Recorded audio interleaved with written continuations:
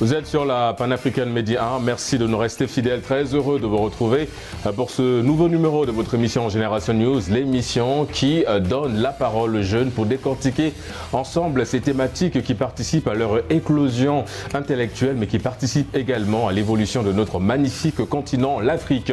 L'évolution de l'Afrique passe nécessairement et passera nécessairement par une jeunesse outillée et formée avec un sens de l'analyse assez intéressant. Et pour justement ce nouveau numéro de Génération News, vous connaissez le procédé de l'émission, scindé en deux parties.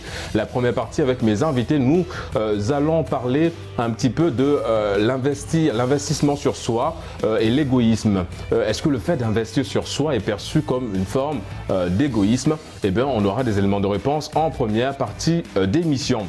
En deuxième et dernière partie d'émission, pas très loin de la première thématique, nous allons parler de l'échec. Pourquoi avons-nous toujours aussi peur de l'échec? Eh bien, des éléments de réponse en fin d'émission avec mes invités sur ce plateau de Génération News. Pour la plupart, ce sont de nouveaux. C'est le cas de notre ami Ezekiel. Vous êtes étudiant en management des affaires internationales. En tout cas, merci d'avoir répondu à l'invitation de Génération News. Bonjour Régis, merci de me recevoir aujourd'hui sur Génération News.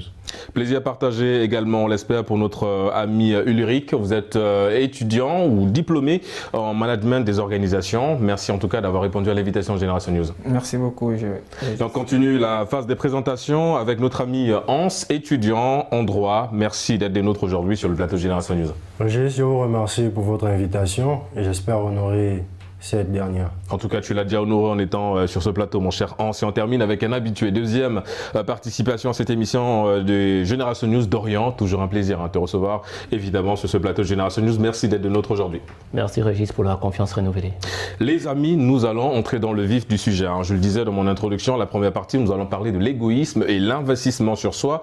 Pourquoi c'est mal perçu? En d'autres termes, quelle est la frontière entre les deux notions? Ezekiel, je me tourne vers toi pour donner un peu le temps de cette première partie d'émission. Investir sur soi et égoïsme, faut-il faire le lien entre les deux? En d'autres termes, quelle définition donnerais-tu à l'égoïsme et l'investissement sur soi? Alors, je dirais plutôt que l'investissement sur soi se concentre plutôt sur le fait comment dirais-je, quelqu'un qui va chercher à acquérir des compétences afin d'être la meilleure version de lui-même. Tandis que l'égoïsme représente plutôt quelqu'un qui va se focaliser spécifiquement sur ses propres besoins au détriment des autres. Or, dans la notion d'investir sur soi, ça n'implique pas de nuire à autrui. Donc, mais la ligne est quand même très fine, c'est-à-dire qu'elle est très proche entre l'égoïsme, parce que comme tu l'as si bien défini, mon cher Ezekiel, quand on dit qu'on est égoïste, c'est effectivement, comme tu l'as dit, c'est le fait de s'isoler et ne penser qu'à soi, à ses besoins. Est-ce que quelque part aussi, investir sur soi, on retrouve un peu les mêmes caractéristiques? Est-ce que ce n'est pas de l'égoïsme? Certes, on retrouve à peu près les mêmes caractéristiques, je suis d'accord avec vous, mais il faut bien sûr faire la nuance entre investir sur soi afin d'être une meilleure version de soi-même et être égoïste, qui est plutôt de nuire à autrui.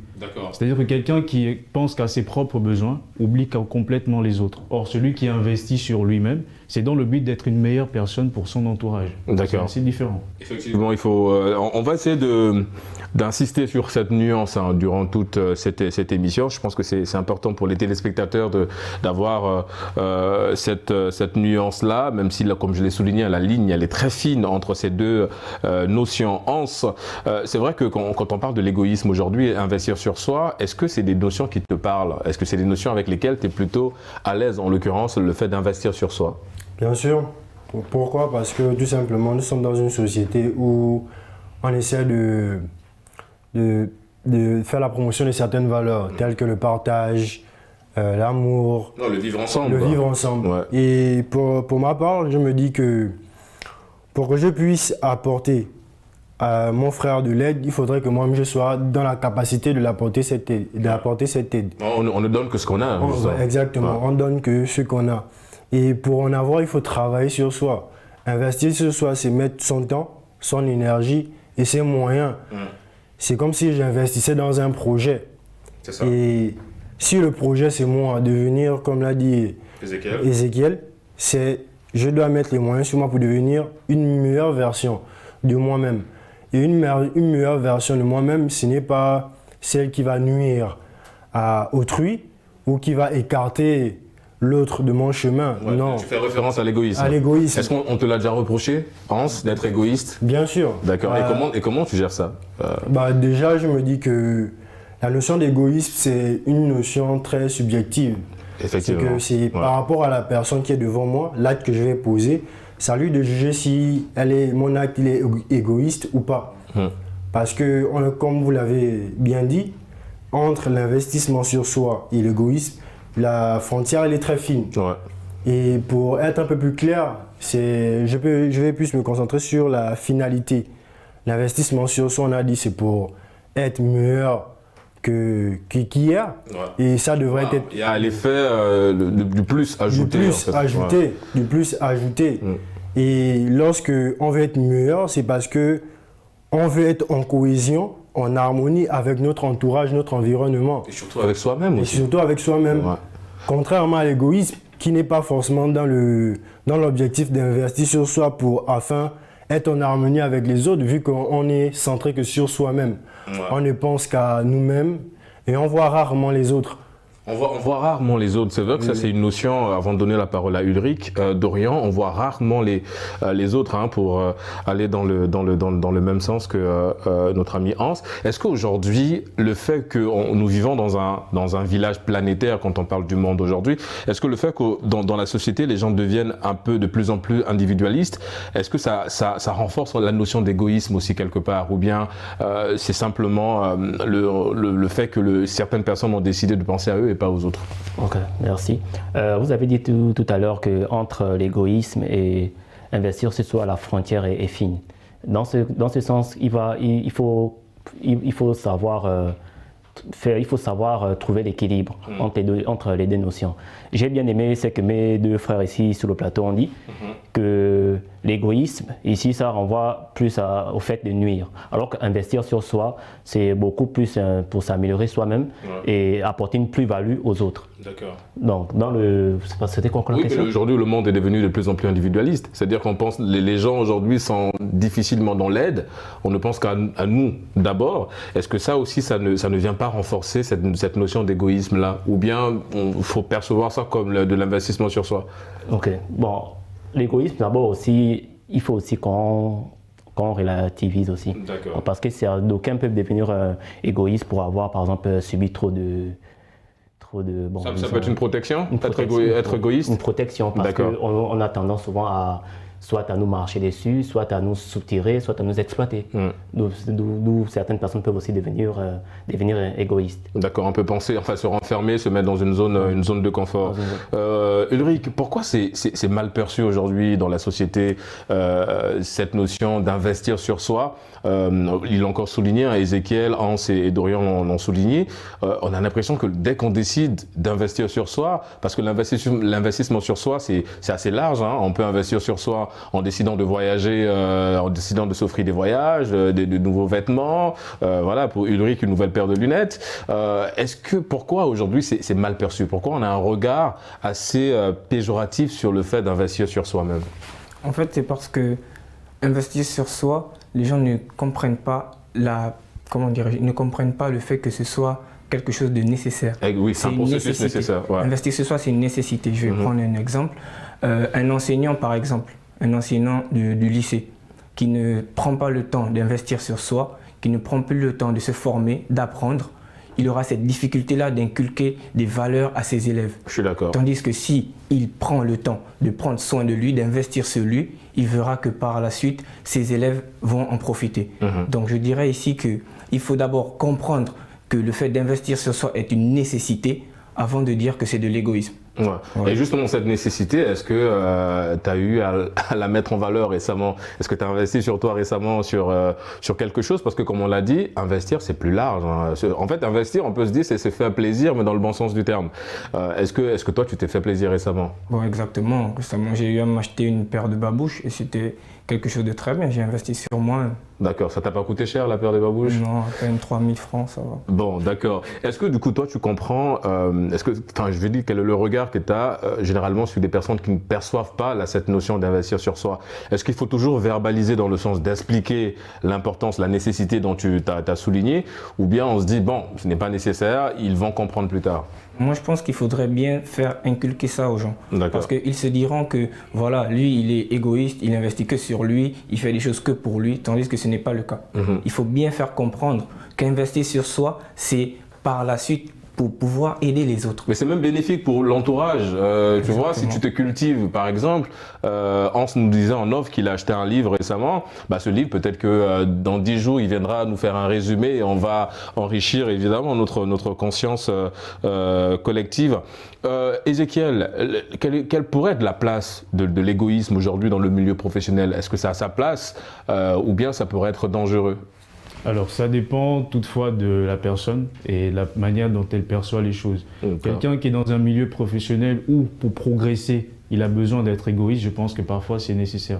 Parce qu'à force de partager. Donc il y a de la nécessité dans. Non, pas la nécessité, bon, il a. Lyric a souligné la nécessité dans l'investissement de soi, mais toi tu reviens sur l'égoïsme. Donc faut-il voir une forme d'égoïsme positif? Non, on parle au sein d'une entreprise, bien sûr. D'accord. Okay. Donc quelqu'un qui, pour progresser au sein de l'entreprise, a besoin d'être égoïste en termes de compétences, bien sûr, c'est nécessaire de le faire. D'accord. Mais dans un cadre général, c'est bien de préciser qu'investir sur soi aussi, il y a une certaine limite aussi. C'est-à-dire que c'est dans un certain laps de temps, si on peut dire ça comme ça, mais ça ne rejoint pas forcément l'égoïsme au sein de l'entreprise. D'accord. C'est simplement une façon de mieux se concentrer sur soi et sur les tâches qui nous incombent. Hans, oui, tu veux rebondir, vas-y, Adrien. Et je suis totalement d'accord avec ce que disait Ézéchiel, mais j'aimerais souligner ici que l'égoïsme au sein d'une entreprise peut entraîner une compétition malsaine.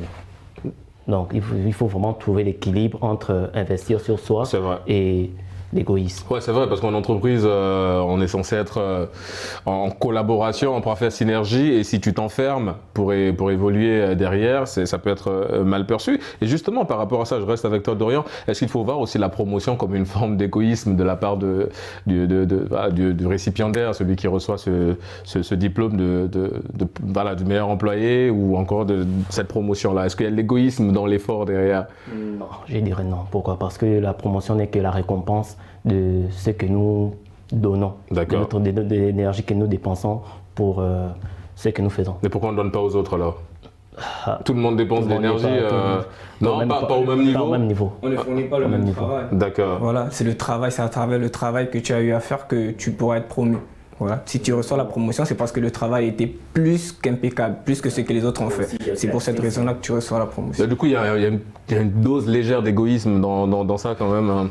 Comme vous avez dit tout à l'heure, il y a vraiment une ligne très fine entre l'égoïsme et l'investissement sur soi. Est-ce que dans une relation purement, on va dire, physique, donc ça peut être une relation familiale, fraternelle ou encore une relation amoureuse, Hans, est-ce que l'égoïsme ou l'investissement sur soi a sa place, ou bien comment allier les deux, l'investissement sur soi, au point où ça ne soit pas perçu par l'égoïsme comme par son partenaire ou sa partenaire? Alors, investir sur soi peut être bénéfique dans ces relations, qu'elles soient les relations humaines, en gros. Investir sur soi, parce que investir sur soi arrive à nous faire acquérir certaines compétences. C'est qu'aujourd'hui, il y a des femmes qui aiment des hommes intelligents. L'intelligence émotionnelle qui est très importante, que ce soit en entreprise ou encore dans la vie quotidienne. Et pour avoir l'intelligence émotionnelle, il faut se comprendre soi-même. Et lorsque nous arrivons à nous comprendre nous-mêmes, on arrive facilement à comprendre les autres. En société, par exemple, si on ne prend pas la peine de travailler sur soi, on va mal gérer certaines situations au travail, au bureau.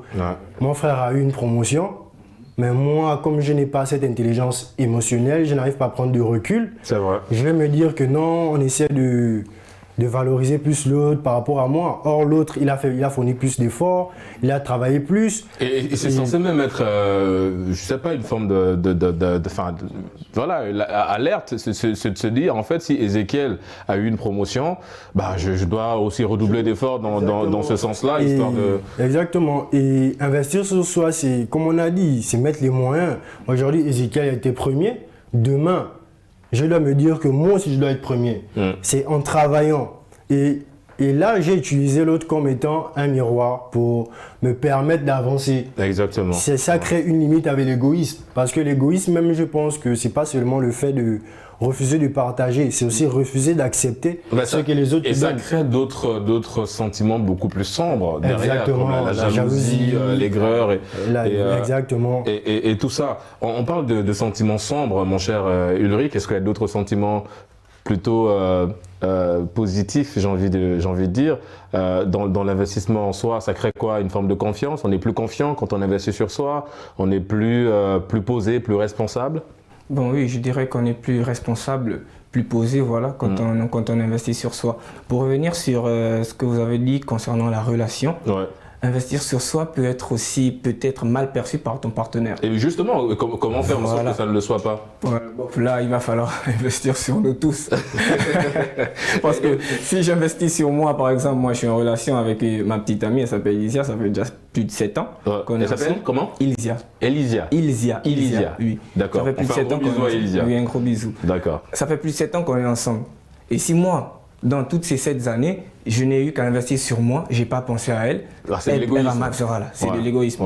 Donc, à un moment donné, il va falloir faire le distinguo, il va falloir au moins essayer de jauger les deux, essayer de gérer, ne pas forcément... trouver le juste milieu. Le juste milieu, c'est-à-dire que si toi, tu dois investir dans l'achat d'une nouvelle montre, il faudrait aussi acheter une montre à la dame derrière. Exactement, ça doit être un peu ça doit être partagé. D'accord. Dorian? En appui à ce que dit Ulrich. Je pense qu'investir sur soi aussi peut apporter certains dangers. Parce que lorsqu'on investit plus sur soi, nous oublions parfois l'entourage. Ouais. Ça peut, surtout dans les relations amoureuses, ça peut entraîner des divorces, par exemple. Parce que madame peut se sentir un peu éloignée, écartée. Ulrich? Pas comme Régis disait, il y a une ligne très fine. Très fine. C'est vraiment très important. Et c'est là, je pense que le gros combat se trouve à ce niveau-là, c'est de pouvoir l'identifier, cette frontière-là, et de faire en sorte que ça ne bascule pas dans un sens Hans. Et pour enchérir un peu ce que disaient Ulrich et Dorian, c'est que lorsque, dans les relations, par exemple, lorsque tu es avec un partenaire, lorsque tu investis sur soi, moi je trouve qu'il faut être aussi avec une personne ayant les mêmes aspirations que toi. C'est-à-dire, si j'investis sur moi, elle aussi dans sa tête, elle doit se dire que c'est vrai, il fait, mais moi aussi, pour ma part, je dois en faire. Parce que lorsqu'on vit... Ou même t'encourager à investir. Si aujourd'hui Ulrich doit prendre un nouveau costume, la chérie doit dire effectivement il faut que tu prennes un nouveau costume parce que ça peut te servir demain dans les entretiens, dans les... Exactement. Pourquoi? Parce que si nous ne sommes pas entourés des personnes qui investissent sur eux, on va toujours avoir l'étiquette d'égoïste. Parce qu'ils ne vont pas comprendre que ce qu'il fait, il travaille sur soi, c'est pour avoir un bénéfice qui va bénéficier que tout le monde va profiter à tout le monde. Et c'est vraiment la frontière entre l'égoïsme. Parce que je trouve que même l'égoïsme peut être aussi bénéfique à certains... Ezekiel l'a souligné. À certains moments, parce que c'est vrai, il y a des gens avec qui il ne faut pas tout le temps forcément partager. On a tous une vie privée, on a tous une vie qu'on essaie de mener, mais si je vois que la personne ne contribue pas à mon bien, je ne vois pas pourquoi je vais tout le temps essayer Naturellement, on peut pas dire tout à tout le monde. Exactement. On peut pas faire tout avec tout le monde aussi. Et par rapport à ça, Ezekiel, faut-il voir une responsabilité parentale dans ces notions-là? Est-ce que nos parents aussi nous ont inculqué ces valeurs d'investir sur soi et pas forcément verser dans l'égoïsme? Faut-il voir une responsabilité parentale, mon cher Ezekiel? Bien sûr. J'aimerais d'abord revenir sur ce qu'il a dit tout à l'heure par rapport à la limite. Il faut savoir que ici, le plus important, c'est que les personnes comprennent la finalité d'investir sur soi pour faire la différence avec l'égoïsme. Si tu comprends que ton partenaire aujourd'hui doit investir sur lui pour être la meilleure version de lui-même, il n'y a pas à être jaloux pour avoir des sentiments négatifs. Il faut l'accompagner simplement. Maintenant, pour revenir aux parents, justement, ils ont une implication, une responsabilité par rapport à ça. Parce que comme on l'a souligné tout à l'heure, quelqu'un qui investit sur lui, au sein d'une famille, par exemple, ça peut être le père, la mère, positivement, elle a un impact forcément sur ses enfants, qui auront une meilleure façon d'appréhender les choses. Et ils vont prendre l'image de son père, comment s'habiller, comment faire ceci, cela. Exactement. Mais s'il ne le fait pas au sein de la famille déjà, ce sera un véritable problème pour lui. Parce qu'il va plutôt être égoïste au lieu de penser à investir sur lui pour être la meilleure version de lui-même. Et comme je le dis tout le temps sur ce plateau, les vrais influenceurs sont dans nos familles. Hein. Les vrais influenceurs, le socle familial, pour moi, c'est quelque chose d'assez important. Est-ce que c'est le genre de conversation, Dorian, en quelques mots avant de clore cette première partie d'émission, est-ce que c'est le genre de conversation que tu as avec tes parents, avec papa ou maman par exemple, si tu dois investir sur un nouveau projet, que ce soit l'achat d'un bien matériel ou immatériel, donc une formation par exemple, est-ce que ça t'arrive d'en parler avec papa ou maman, histoire d'avoir leur point de vue? Non, je ne parle pas de ça avec eux, mais j'observe. J'observe et j'admire. D'accord, tu observes simplement? Simplement ce qu'ils font et j'admire. Ulrich? Moi, j'en parle avec ma mère.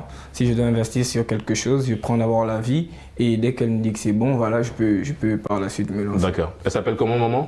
Gemma Lynn. Non, Gemma? Lynn. Lynn. Oui. Donc voilà, en tout cas, merci à maman Lynn pour notre ami Dorian qui participe à Génération News aujourd'hui. Vous l'aurez compris, on marque une courte pause et on se retrouve dans une poignée de minutes pour la deuxième et dernière partie d'émission. On parlera de l'échec. À tout de suite.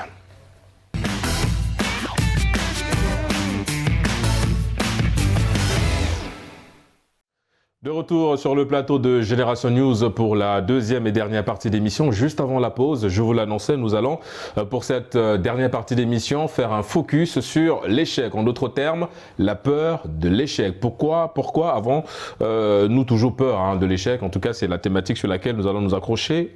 L'échec et la notion de peur. Pourquoi aujourd'hui, on a l'impression dans la société dans laquelle nous vivons aujourd'hui que ces deux notions s'associent et se marient parfaitement.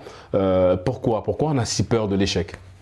Déjà, pour venir à notre sujet, la peur de l'échec, je vais beaucoup plus dire que c'est d'abord notre imagination. Notre imagination, parce qu'on essaie de s'imaginer qu'est-ce que mon prochain va en penser, qu'est-ce que, et à ce moment, lorsque le regard de la société, voilà. Et une fois qu'on se fiche sur le regard de l'autre, ça crée certaines barrières. D'où vient la peur? Et la peur de l'échec, c'est vraiment quelque chose qui marque beaucoup. Même les jeunes, ils sont beaucoup affectés par cette situation. Parce que même dans leurs projets, on a peur de réaliser, de mettre certains projets on a peur de se lancer, tout simplement. On a peur de se lancer parce qu'on se dit on va échouer, ça va pas aller. Mais au final, lorsque on essaie de voir certains exemples, ceux qui ont réussi, ceux qui peuvent être nos exemples, on voit qu'ils ont accumulé beaucoup d'échecs. Ouais. Beaucoup d'échecs. Je vais prendre l'exemple d'Elon Musk avec sa société SpaceX. Et X, on a vu qu'il a dû faire plus de 3 lancements pour réussir. Si c'était figé sur ses premiers échecs, on voit très bien qu'il n'aurait pas pu réaliser ce qu'il a eu à réaliser.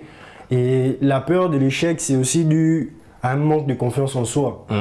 Lorsque on ne croit pas en nous, ça crée un fossé énorme.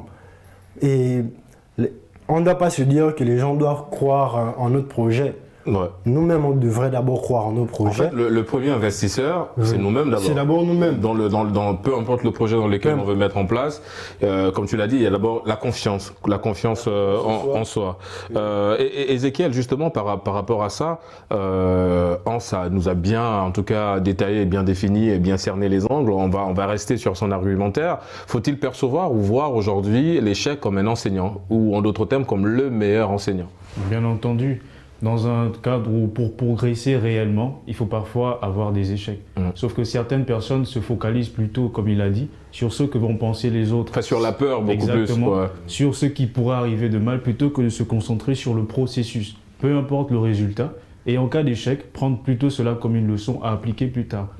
Et qui pourra nous servir à l'avenir, bien entendu. La confiance en soi, donc aujourd'hui, cette peur d'échec, on peut s'en débarrasser si on peut aller consulter des spécialistes. On parle aujourd'hui de spécialistes de prise de parole en public, de confiance en soi aussi, parce que ça existe.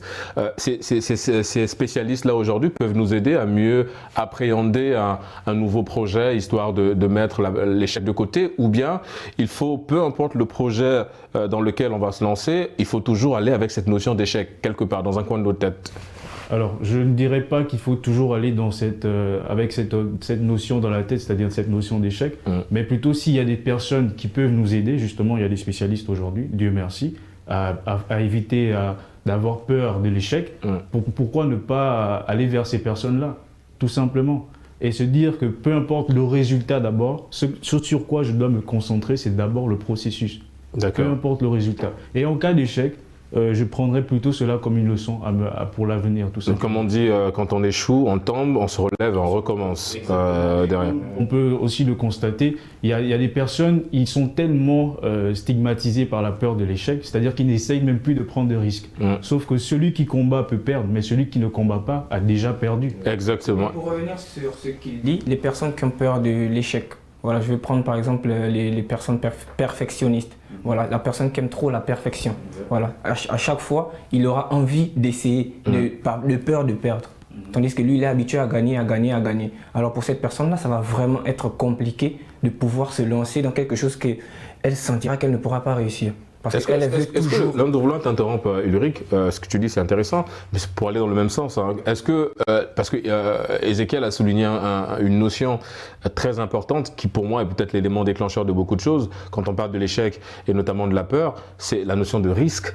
Parce que comme il a dit, si tu ne prends pas le risque de te lancer ou d'investir sur un truc, tu ne sauras jamais si ça va marcher ou pas. Est-ce que toi, le risque, c'est quelque chose avec laquelle tu es plutôt à l'aise? Est-ce que tu prends souvent des risques quand tu décides Oui, exactement. Je prends énormément de risques. Ça, c'est quelque chose que je ne peux pas cacher. Je prends énormément de risques lorsque je veux faire quelque chose. Voilà. Je n'ai pas peur de l'échec parce que je cherche toujours à me lancer. Je me lance et on apprend de ses erreurs. À chaque fois qu'on perd, on apprend. Parce que même comme pouvait le dire Hans, voilà, comme il a dit, Elon Musk, il a d'abord raté avant de pouvoir réussir. Donc, je prends énormément de risques, de peur de ne pas me dire que voilà, si je ne réussis pas, j'arrête. Non. Il faut d'abord au moins se lancer. Si tu rates, tu continues et au fur et à mesure, et tu verras que par la suite, ça va arriver. Tu vas réussir. C'est beaucoup de persévérance dans le processus. Dorian, l'échec et la peur. Aujourd'hui, c'est vrai que nos amis sont revenus largement là-dessus, sur ces notions-là. Est-ce qu'il faut aussi percevoir, je pense que Ezekiel l'a souligné dans son argumentaire, percevoir, et d'ailleurs Ulrich vient encore de le dire, percevoir l'échec comme, pour la métaphore, l'épée de Damoclès sur la tête, qui va justement nous empêcher d'aller vers l'échec, mais surtout de travailler, se renouveler à chaque fois.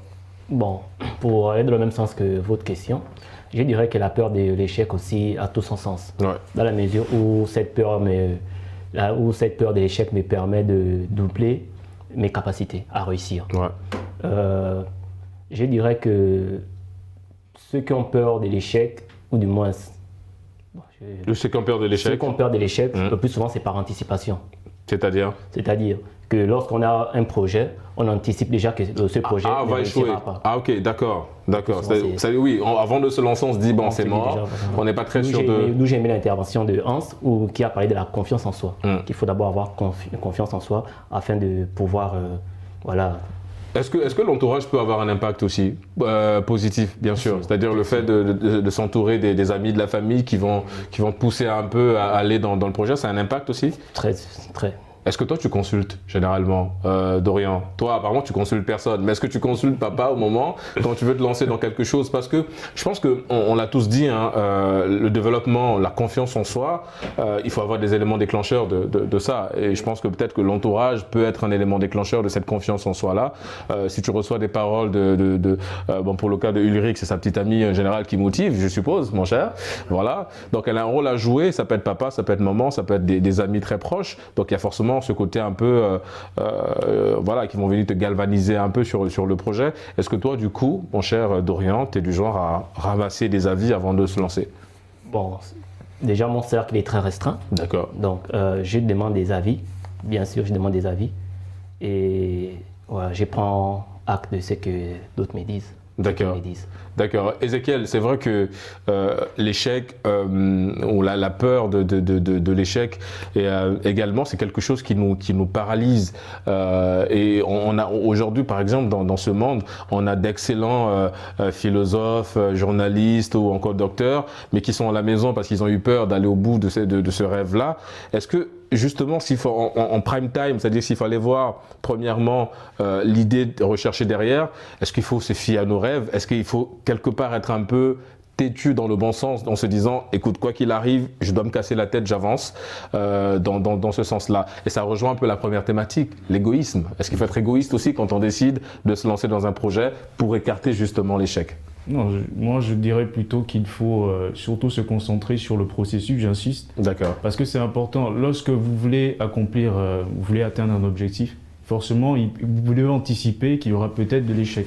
Mais ne pensez pas tout de suite à l'échec. Pensez plutôt à comment faire pour atteindre mes résultats afin d'obtenir, on va dire, les meilleurs résultats. Mais est-ce que l'échec, c'est pas déjà l'élément déclencheur de tout ça? Parce que si tu as peur de l'échec, naturellement, tu vas revoir ton plan, ta stratégie et tout ça. Justement, certaines personnes vont plutôt utiliser l'échec comme un moyen de les motiver à se surpasser, à se dire que j'ai pas envie d'échouer, donc je vais redoubler d'efforts sur ce processus-là afin d'atteindre mes objectifs. Dans le cas, lui, vas-y. Pour enchérir un peu ce que disait Ézéchiel, c'est que l'échec ne doit pas être forcément comme... c'est vrai, on peut l'utiliser comme étant une épée de Damoclès sur notre tête, mais elle ne devrait pas être un moyen de pression sur soi. Une barrière, un obstacle. Mais ça doit être plutôt un point pour nous de donner le meilleur de nous-mêmes lorsque on veut réaliser un projet. Ne pas forcément avoir peur de se dire que je peux réussir comme je peux échouer, mais le plus important c'est de donner le meilleur de moi. En donnant le meilleur de moi, l'échec va être comme étant une manière pour moi de m'évaluer. Si j'échoue, je vais pouvoir voir que je n'ai pas donné le meilleur de moi parce que à tel endroit j'ai pas bien fait la chose, à tel endroit j'ai pas bien fait la chose. Ça permet d'identifier les failles et autres. Et Donc améliorer. je peux automatiquement rectifier le tir et poursuivre. Et ne pas, comme je dis, comme on l'a si bien dit, la peur c'est l'imagination. On veut anticiper, on se base sur ce que les gens disent. C'est nous-mêmes qui créons cette peur en fait. Exactement. D'accord. Et c'est vrai que c'est important souvent lorsqu'on a un projet d'aller voir papa ou d'aller voir maman. Mais il faut savoir que papa et maman ce sont des hommes. Ils ont leur expérience, ils ont eu leur peur. Mais nos peurs, c'est nous-mêmes qui allons devoir les gérer. C'est pas papa ou maman. Papa lui fait, ce qu'il peut faire, c'est comme Régis, vous l'avez bien dit, c'est que nous encourager, que non, tu es capable de le faire. Mais lorsque ton papa ou ta maman te dit que tu es capable de le faire, toi tu dois croire en ce qu'ils te disent. Tu dois croire, ce sont tes dieux sur terre. Si ton papa te dit que tu peux le faire, alors toi tu te mets en tête que tu peux le faire. Et souvent ça peut être perçu comme être quelqu'un de temps ou tu es trop confiant, non. C'est pas ça. Mais si je ne suis pas trop confiant, je ne vais pas réaliser mes rêves. Et si je ne réalise pas mes rêves, je ne vais pas pouvoir vous aider. Exactement. Ça, c'est clair. C'est comme Ézéchiel l'a dit, il y a un processus. Il y a un processus. Pour apporter un peu, pour flirter un peu avec ce que disait Hans, je ne pense pas personnellement que la peur élabore une imagination, d'abord. Je dirais que la peur est naturelle. D'accord. Mais cette peur ne doit pas être une paralysie. Voilà, pour porter un frein à ce que nous avons prévu de faire pour nos projets et consorts. C'est ce que je disais un peu, Ézéchiel. Est-ce que quand on se lance dans un projet, il faut peut-être avoir un peu cette notion de peur, d'échec dans un coin de notre tête, et comme vous l'avez encore souligné, c'est cette peur-là qui va nous booster. Se dire, ok, je te garde dans un coin de ma tête, mais tu ne sortiras pas au point de me nuire, au point de m'empêcher d'aller plus loin dans le processus. Et même là encore, il faudra encore revoir la définition de l'échec. D'accord. Dans la mesure où nous avons échoué quelque part et que nous sommes restés statiques, c'est là où je peux dire que nous avons échoué. Dans la mesure où nous nous relevons et nous continuons. C'est pas de l'échec, c'est de l'apprentissage. C'est une correction. D'accord. Si je peux rebondir sur ça, nous avons plusieurs entrepreneurs qui ont beaucoup échoué. Voilà, ils ont beaucoup échoué, mais ils ne se sont pas arrêtés. C'est ça le plus important, ne pas s'arrêter. Si tu t'arrêtes, là, tu as échoué. C'est l'échec. Tu as complètement échoué. Alors que si tu as échoué une fois, tu essayes de reprendre. Et par la suite, tu verras que si ça donne, tu seras heureux de ce que tu as eu à faire. Est-ce que c'est plus facile de relever quelqu'un qui a échoué, Ézéchiel? Il faut avoir des bons mots quand même là, à ce moment-là. Est-ce que c'est un exercice assez compliqué, complexe? C'est un exercice assez complexe. Surtout, ça dépend de la façon dont la personne a perçu l'échec. Vous voyez, aujourd'hui, quelqu'un qui a perçu l'échec comme un moyen. Déjà, nous sommes dans une société où on valorise naturellement la réussite et on stigmatise plutôt l'échec. C'est vrai. Ce qui fait que la manière dont la personne va appréhender cet échec-là, il va falloir être doué pour la remotiver à se relancer. Maintenant, si c'est quelqu'un qui perçoit plutôt l'échec, comme on l'a dit tout à l'heure, comme une leçon, victoire, ce sera assez facile. Ouais, Ça parce que dépendra de la manière dont... derrière, il y en a qui vont à l'extrême, hein, qui versent dans la dépression, qui ont du mal à se relancer. On a vu des entrepreneurs qui se sont lancés, ils sont entrés mais ils n'ont rien pris dans le marché parce qu'il y a eu cette peur-là justement d'aller un peu plus loin. Donc effectivement, il faut avoir des bons mots pour rassurer la personne. Dorian ? Et c'est un peu ça le problème avec nous aujourd'hui. Lorsque nous échouons dans un domaine, nous n'essayons pas d'aller essayer de combattre dans un autre. C'est-à-dire que lorsque nous nous focalisons sur quelque chose, nous nous confrontons souvent à plus fort que nous. Oui, donc, mais nous... est-ce que c'est pas là aussi ça veut dire quoi que si tu te lances supposons dans la vente de fast-food, si ça ne marche pas, je peux me lancer dans la vente d'habits. Ah, il faut diversifier quoi. Diversifier. D'accord, et pas rester focus sur un truc. Oui. Ouais, parce que et si l'échec. Revenir après. Ouais, effectivement. Peut-être que c'est pas le moment pour ces domaines. Ouais, bah, du coup, toi, tu peux conseiller quelqu'un qui est. Tu as des bons mots déjà. Hein, tu as des mots pour. Ulrich, tu voulais rajouter un truc sur. Pour dire qu'il ne faudrait pas que nous soyons tous focalisés sur l'échec à l'instant T. Voilà. Il faut comprendre que si on a raté, ce n'est pas une fin en soi. Est-ce que l'échec, du coup, est plus douloureux, Hans on va dire de façon un peu décalée. Je m'explique. Tu lances un business, là tout de suite ça marche. Ça prend, il y a des investisseurs, tout est OK. Et tu reçois, on va dire, l'échec de cet investissement-là 5 ans plus tard. Est-ce que là c'est plus douloureux ou bien ça l'est quand ça commence dès le début du processus? Bon, pour ma part, je pense que ça soit au début ou à la fin, ça reste l'échec et c'est douloureux. D'accord. Ça reste douloureux. Pour une personne qui... Oui, mais au début tu n'as pas d'investisseurs, ça va, tu peux surmonter. Mais 5 ans plus tard, tu as des investisseurs, tu as des gens qui te font confiance, tu as créé un besoin, ensuite malheureusement... Oui, pour ma part, je pense que pour une personne qui échoue dès le départ, c'est beaucoup plus risqué parce que la personne peut abandonner. D'accord. Mais pour une personne qui a déjà réussi et l'échec arrive, pour cette personne, je me dis, elle sait déjà qu'elle peut réussir. Donc, elle a plus de boost à recommencer. Ah, il y a une longueur d'avance. Il y a une longueur d'avance. D'accord. Maintenant, pour ma part, moi, j'ai fait du sport, taekwondo. D'accord. Et l'échec, pour moi, j'ai vraiment appris que l'échec, c'est un maître, c'est un enseignant. Parce que lorsque tu gagnes en taekwondo, on dit, celui qui gagne n'apprend rien, il enseigne. Mais celui qui perd, c'est celui qu'on a enseigné, c'est celui qui reçoit l'enseignement, qui reçoit des connaissances. Ouais, belle philosophie. Donc, l'échec ne doit pas être perçu comme un truc à éviter. Ouais. Parce que pour moi, si je dois faire 1000 erreurs, je dois les faire, ces 1000 erreurs. Parce que si je ne fais pas ces 1000 erreurs, je ne pourrais pas arriver. Et tu as parfaitement raison. Moi, je te rejoins. Tout à l'heure, tu parlais de la responsabilité parentale dans l'échec et tout ça. Et c'est vrai qu'on oublie parfois que nos parents ont eu leur dose d'échec aussi, qui peuvent être semblables aux nôtres. Mais nous également, on a besoin d'avoir nos erreurs, nos propres erreurs. On a besoin d'évoluer avec ça et de se dire, OK, maintenant, si je sens que, OK, il y a une erreur qui n'est pas très loin de papa, je me rapproche de lui pour dire, dis-moi comment tu as géré ça. C'est pourquoi je dis souvent aujourd'hui aux gens, les entrepreneurs, les directeurs généraux et tout ça qui ont réussi, qui vont dans des colloques et tout ça, il est plus important aujourd'hui de nous parler de vos échecs, pas de vos réussites, parce qu'on sait que vous avez déjà réussi, vous êtes au sommet, vous avez déjà un peu ce parapluie-là, mais dites-nous, parlez-nous de vos échecs. La première fois que tu as eu un échec, comment tu t'es relevé de ça, l'achat des partenaires, ces gens qui nous disent souvent, alors c'est pas un procès que je lance, mais je trouve qu'aujourd'hui on a une génération qui a besoin justement de ça, on n'a plus besoin d'une génération qu'on doit caresser dans le sens du poil en disant non, faut dire des vérités, si ça peut choquer, tant mieux, on a besoin de ça.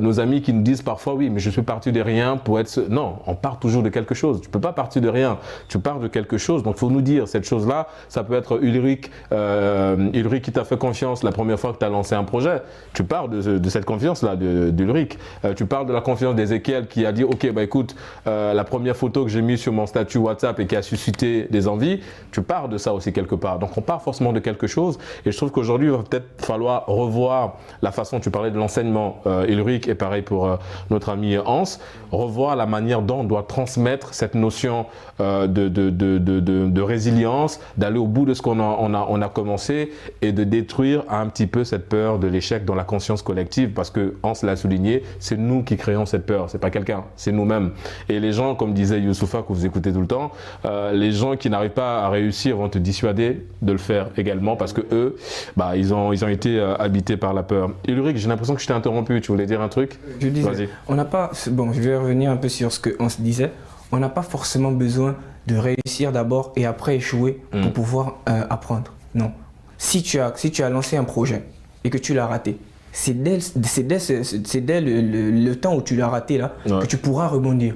C'est pas parce que tu as d'abord réussi un projet, parce que Hans il vient de dire tout à l'heure, tu réussis un projet, voilà, et par la suite ça peut rater et là tu vas venir donner des conseils en disant que bon j'avais réussi et après j'ai raté. Non, il faudrait comprendre que l'échec dès le départ est très important parce que c'est ce qui te motive, c'est ce qui te booste à redonner plus, à redoubler plus l'effort pour pouvoir parvenir à ce que tu voulais faire. Et ça devient un pare-feu, une sécurité, c'est-à-dire une limite que Exactement. tu sais, je l'ai connu cette limite-là, Voilà. je sais ce qu'il y a de l'autre côté. Et là, je pourrais facilement et très rapidement donner des conseils à ceux qui voudront par exemple se lancer dans le même domaine que moi.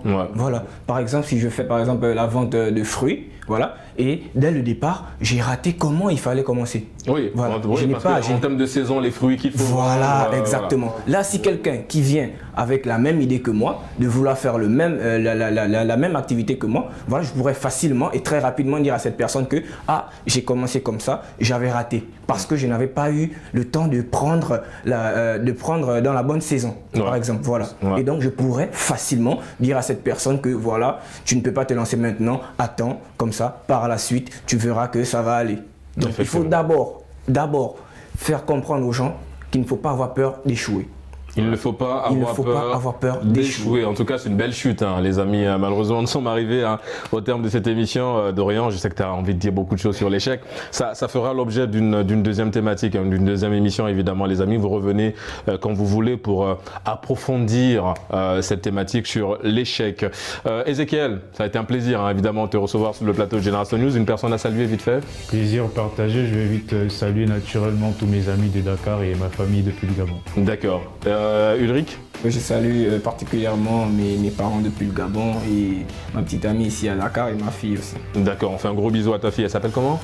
Lola. Gros bisou à Lola, évidemment, depuis Libreville. Hans?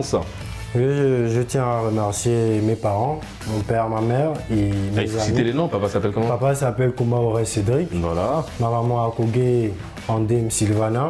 Voilà. Je tiens à remercier ma petite sœur Lova, Skylova. Bon, tu vas pas citer tout le monde, mais en tout cas. Voilà. Mais prenez quand même les dédicaces. Ok, on remercie tout le monde. Ok, mon cher Dorian. Bon, aujourd'hui, je serai un peu égoïste. Je vais juste souhaiter un joyeux anniversaire à ma petite sœur Daniela Lucrèce depuis la France. Elle prend quel âge? 20 ans. 20 ans, c'est bien. Joyeux anniversaire à toi, ma chère.